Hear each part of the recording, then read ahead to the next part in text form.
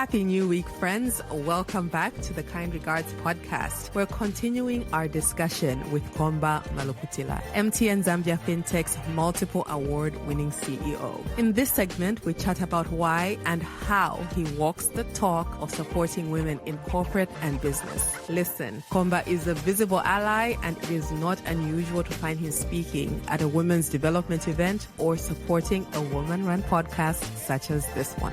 We also discuss his unusual approach to the strategic planning process. And of course, this conversation would not be complete without us touching on how he manages to merge his vibrant and authentic social media presence with the very serious role of CEO. As promised, he also explains why he believes the acronym CEO stands for Chief Energy Officer. Before we jump back into the conversation, I just want to remind you to please subscribe, rate the podcast, and leave us a comment. It really helps us a lot. With that being said, let's get back into it.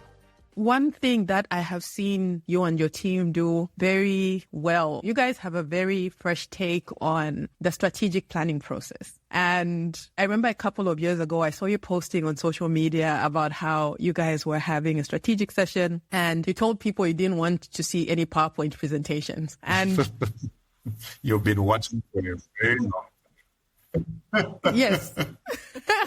When I say I've been keenly watching and observing your career, your leadership, it's true, right? So a lot of people would struggle to even wrap their heads around that. Like, how are we going to a strategic planning session with no PowerPoint, you know? And I remember you saying death by PowerPoint. And more recently, I saw you guys having another strategic planning session, which honestly looked more like a team building session because it had so much activity, but it was more airline themed and, you know, you were wearing the captain's hat and all of that. Very, very cool. Just seems very, very fun. Could you tell me more about that? How did you get there? How has it evolved over the years? How did that even happen?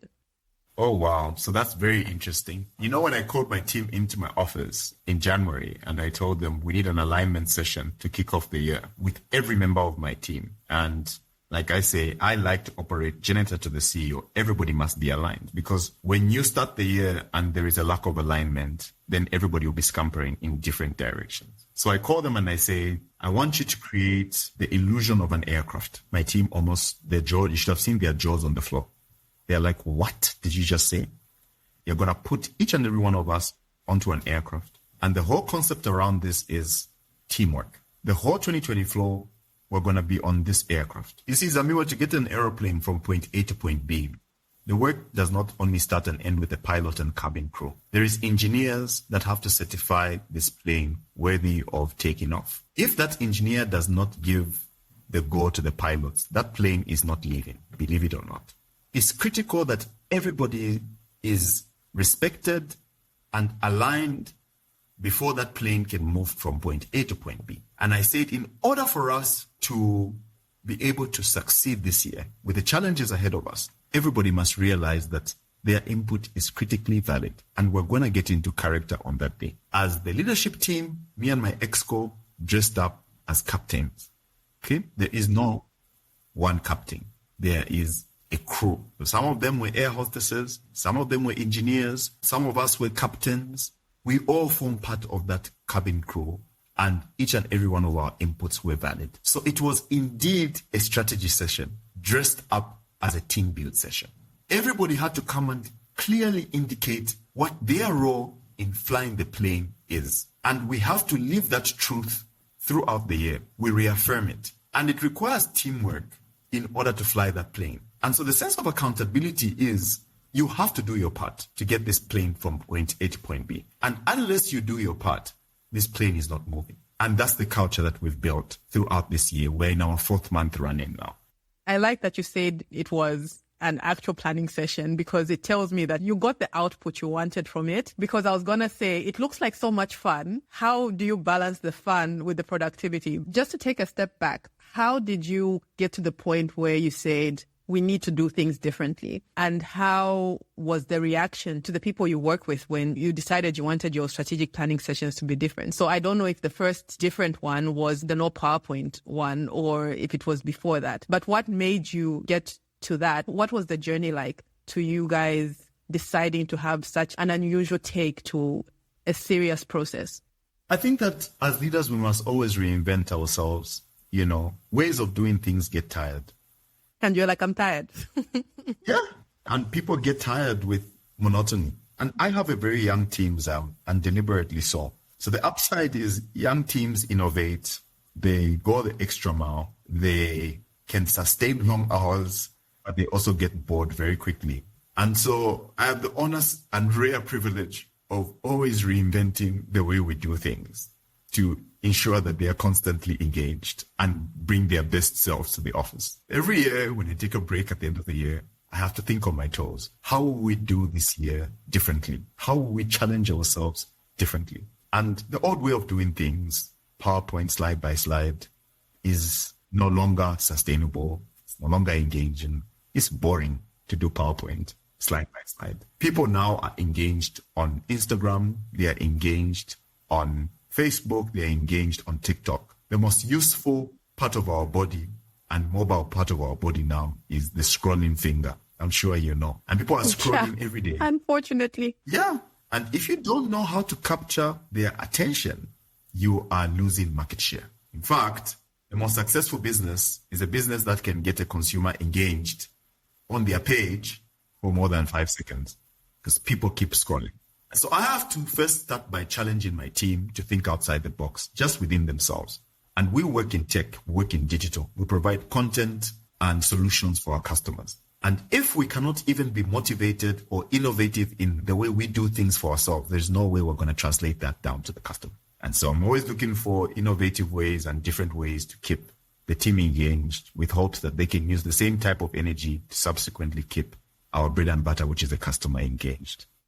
Everything that you've said has tied in together so perfectly. It just makes sense, right? You have this interesting approach to doing this, with everyone coming together and being clear about what their role is in ensuring that the plane gets from point A to B. And when you say that you have a young team, that is actually a very smart thing to do, because when I speak to young people, a lot of them do not want to work in an environment where they don't see the big picture. Of course, I'll preface this to say maybe if you have the privilege of choice, right? Because sometimes all you just want is a job. But a lot of millennials, Gen Zs who are in the workplace, and I think they make up maybe the majority of the workforce now, a lot of them want to understand how they're contributing to the big picture. So I think it fuses together perfectly that you make them see that. And I think it's also cool that you make your ExCo members get into character and come dressed as captains to say, we're on this plane together, we're leading, we're going this way. I love it. So just to shift gears a little bit, right? So you are a clear supporter of women in leadership. And I like that you don't just end at an Instagram post. I'll see you speaking at various women-centered events. You're a supporter who walks the talk. Why is that? I'm going to talk very raw and candid. So I hope that this particular season of Kind Regards can be rated 13. So I'll answer that question very candidly. Zamiwe, women have to work and sit in the same seats as men and simultaneously birth children, have menstrual cycles, take care of children, take care of husbands, figure out their own balance, spiritual balance, emotional balance, hormonal balance, mental balance, and be given the exact same opportunity in the exact same shape or form with the exact same job description with a man who does not have to go through any of the things that I've listed. And I haven't even listed a fraction of the extra load that women carry. So no matter how much work we do, it will never be equal. The landscape for men and women, it will never be equal. So this conversation around women empowerment and me being an ally is actually a lifelong project, because unless women become men physically, it will never be equal. Do you understand that you have to be on this podcast together with me? And even if you don't have children you have birthed of your own, you are still a mother, Zamiwe, where you are today. That's true. That is true. Yeah. And you're looking after people's children. Even when you're not in Zambia, you are called upon to support family remotely. I don't even want you to take me through the journey of responsibilities that you have. Financially, emotionally, mentally, morally, you have been a mother from as young as you can remember. So I don't even have to justify why I'm an ally for women. It is a responsibility of every man to do a little extra for the woman next to him. So it's practical things that I do. And I know that is going to be a subsequent question. Is typical example I'll give you right now. My head of HR is 8 months pregnant, and she's had a problematic pregnancy, as most women do. It's been quite tasking. She hasn't had rest. She's been on sick leave pretty much through it all. But she's still expected to do her duties. So the moment she opened up to me and was vulnerable enough to tell me she's expectant, which I encouraged all my lady members of my team to do, I got her and gave her the leeway to bring in another member of staff to cover. And she says, no, I'll do it only when I'm due. I said, no, you're in the motherly way. You know yourself, no matter how strong you are. So bring somebody else to step in for you. I hope she listens to this podcast, because eventually she got it and she's had extra set of hands, and it's at the expense of the organization. It's not in the company policy for us to be able to do that. But I dare anyone within the organization to challenge my decision, because how is she expected to deliver on a growing organization in her state, right? I would rather delay a recruitment in a space where there are men working and give her the support that she needs so that she has the optimum support than the latter. And that way, when that girl gives birth and she's postpartum, which it takes them about a year on average to 2 years to be fully postpartum, she'll never forget how I made her feel at her most vulnerable. And that is tried and proven about women. When you treat them right, you make them feel valued, their loyalty to the company is next to everything. Zamiwe. So men need to really be willing to put the money where the mouth is. 100%. They must. And we need to be the allies.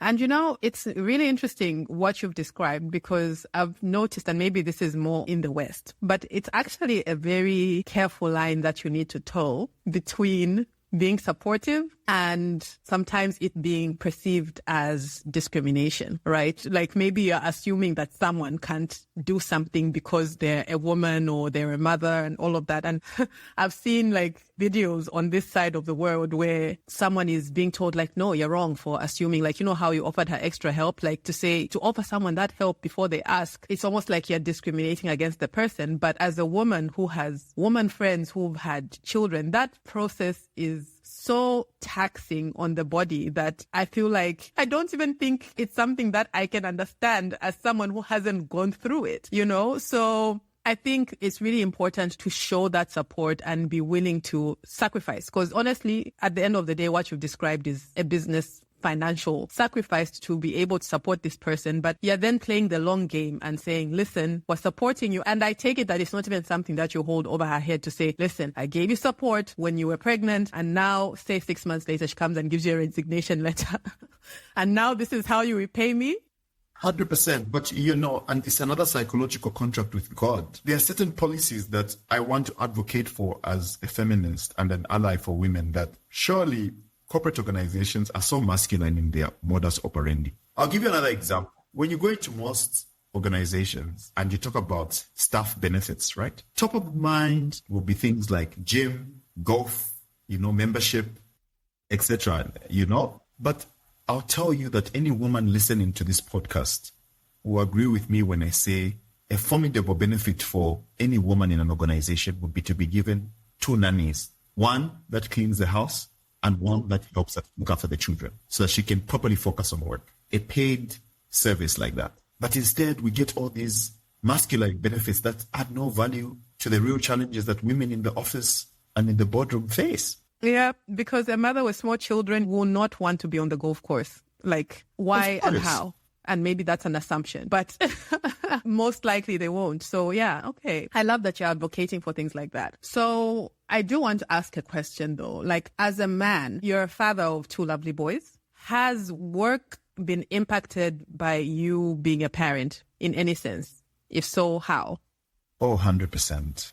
And I will tell you that it actually is the other way around. Family has been impacted by me being a CEO. And those are one of the biggest sacrifices that I've had to make.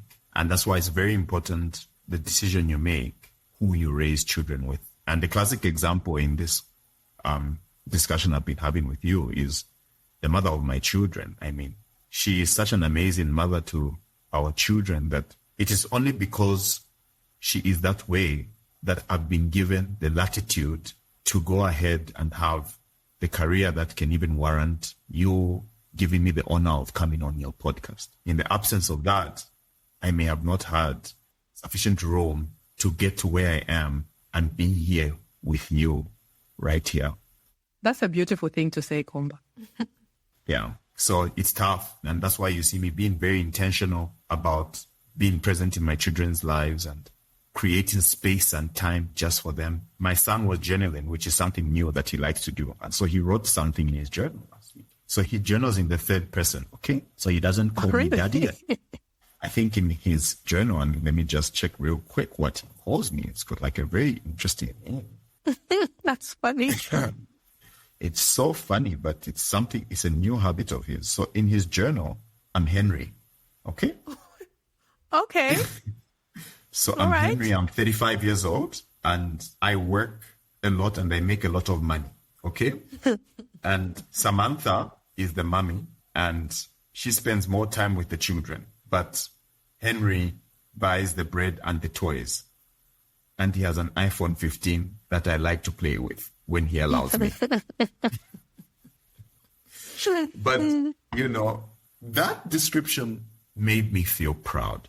2 years ago, a description like that would have made me feel very sad. But the truth of the matter is I'm proud that my son understands my space and understands that I have to work to be able to provide for my family, but that I have the obligation to bring the bread back home. And that is what is bestowed on men and fathers. We have to do our part. And whilst it becomes very difficult to juggle the two, you cannot be selfish then when you've been given room to bring the bread back home, to not bring it there. Look after your families. I'm snapping my fingers. Yes, I love that. Look after your families. I hope I'm not preaching, Zamiwe, but I tend to be quite passionate about these topics you're raising. So maybe we should deviate from that. No, and I think it needs to be said, right? I love how you have given credit to the support systems that you have, to the support the mother of your children offers, and the impact it's had on your career, and also the responsibility, because sometimes people want the benefits of certain structures without fulfilling the responsibilities that come with them, right? And this may transcend even beyond just men in so many spheres. So I think what you're saying is so important for people to hear. So no, thank you. And I could hear from how you were saying it, like it's a serious thing. So we've spoken about supporting women and empowering them. I'm curious to know what you feel, and maybe this is the question that comes at the risk of generalization, but we'll go for it, right? What is something that you think women bring to the corporate table that is of high value, right? Because for the world and for us to be campaigning for support of women and, creating an environment that enables them to thrive definitely means that they also have something that is of value that they bring. So is there something that you think that women bring to the leadership table that is of high value and may be specific to them or not? But what's your view on that? Very good question. It's not even cliche. And the recognition of that is where it becomes very difficult, for most people. You see, there is a space for women that nobody can take away, and that is in their way of work. I hire more women than men deliberately for this reason. Women are very thorough in their approach, and they'll hold you accountable until you are in the detail. I am terrible with detail. Fine print. By now, I would have either been fired or arrested if I did not have women leaders on my team. I've got a brilliant head of legal and regulatory who does not allow me to touch anything before we go through the fine print. A brilliant head of customer service who is patient enough to listen to the smallest of customers to the most astute and influential of customers. She will patiently listen. The gents on my team are always on the big picture. They stay on the money. But the balance of both is very critical, or sometimes the detail will slow you down. So no adverse to my gents, love the gentlemen on my team. But if we followed only what they did, we'd land in a ditch. So women are thorough, they are detailed, they are listeners, they'll hold you accountable. Men are forward thinking, big picture, see the world totally from Mars and our women in the beautiful detail in Venus. So the balance of both is very critical. But you need to learn how to support and listen to women. And most women don't like reporting into women because of that detail. I see it all the time. Oh, she's mean, she's hostile, she's trying to frustrate my life, but women leaders will hold you accountable. I've been lucky enough to be mentored by women. And one such woman is the CEO of MTN Cameroon, and she used to be in Zambia before her name is Mitwa Mlambi, but she taught me the devil is in the detail in the most practical sense. And I would not be where I am today without her. Thank you for those insights. And on a lighter note, you're someone who balances, and I'm sure you get this question each time you're interviewed, right? You're someone who balances having a strong and large social media persona as well as a corporate persona, which is serious but interesting. You're able to adapt to both. How would you describe your personal brand in how you have successfully fused these two things that can be quite contrasting and difficult to navigate, if we're being honest? Sometimes you wonder, like, am I sharing too much? If someone I work with sees this, but you seem to authentically show yourself on social media as the person, but you also have that corporate aspect to yourself, which is taken quite seriously. So how would you describe your personal brand? I like what you've said because it always comes up, and that means I'm winning at something.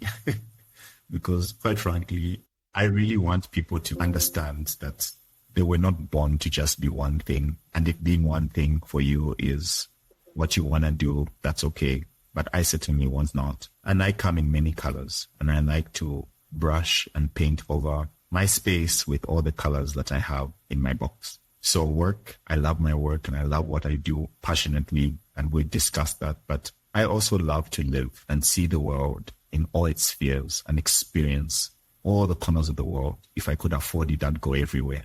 And the best education for me is travel. And so when I've saved enough in my piggy bank, I book a ticket and I go and learn cultures. And when you ask me your opening question about countries, that's why I told you it's the different cultures that those countries have that I love to experience so much, because when I come back, I can apply what I've learned. So yes, the balance of that is very important, and nothing is more important than the other. I'm not even here to tell you that your work is more important than your private life, and so give it more importance.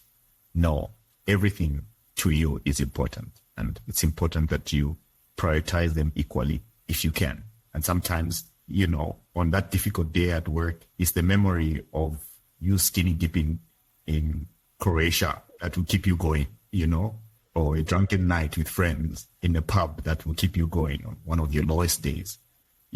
Whatever it is that tickles your fancy, do that, because we are not born to be one thing. And it's important to recognize that and to live authentically through that lens. And I try to do that. And to be quite honest, I don't do it enough. If I could, I would. So is this something that you crafted intentionally, or is it just something that happened and people just happened to love seeing your life and seeing your work? How did it happen?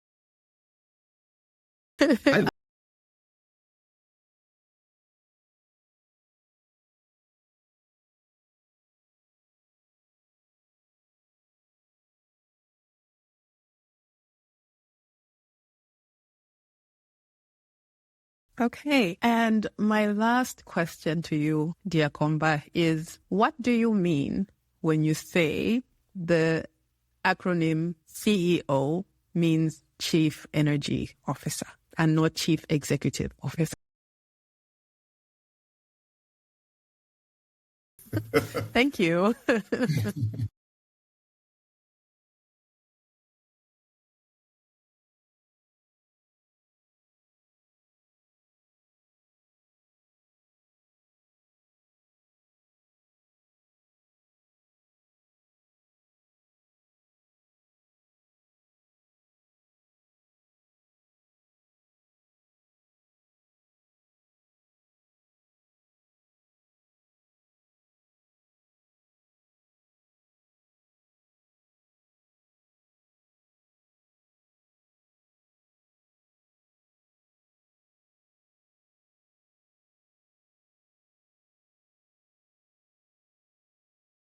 Extra. You know? You build a plane extra.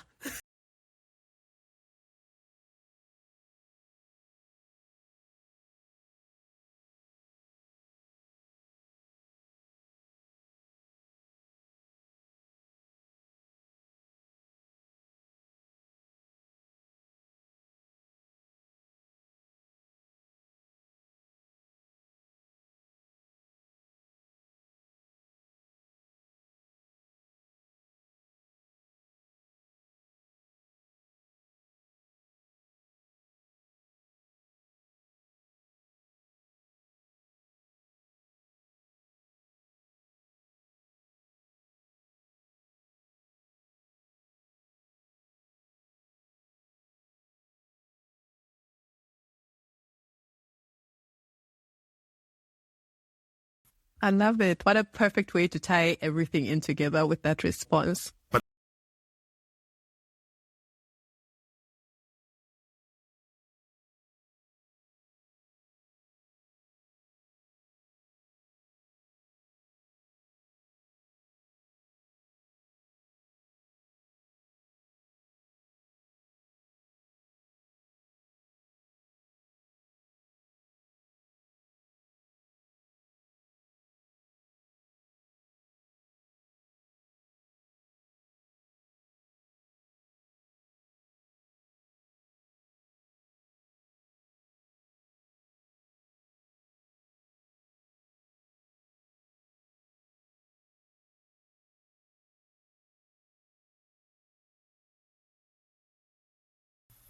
Thank you so much for that. I have nothing to add to that. It's perfect. So we've come to the end of our interview. So thank you so much once again for making the time. But before we close, I always ask our guests to leave us with a quote that we can take away following the discussion. So what is your quote for us today?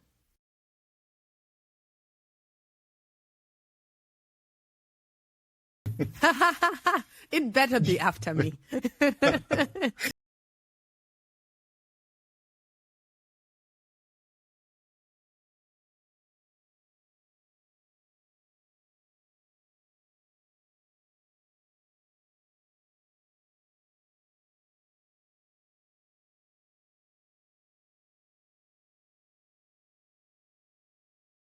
Thank you, Komba. And do you have an action point that you would like our listeners to go and execute after this? Something tactical that they can go and do after listening to this wonderful session?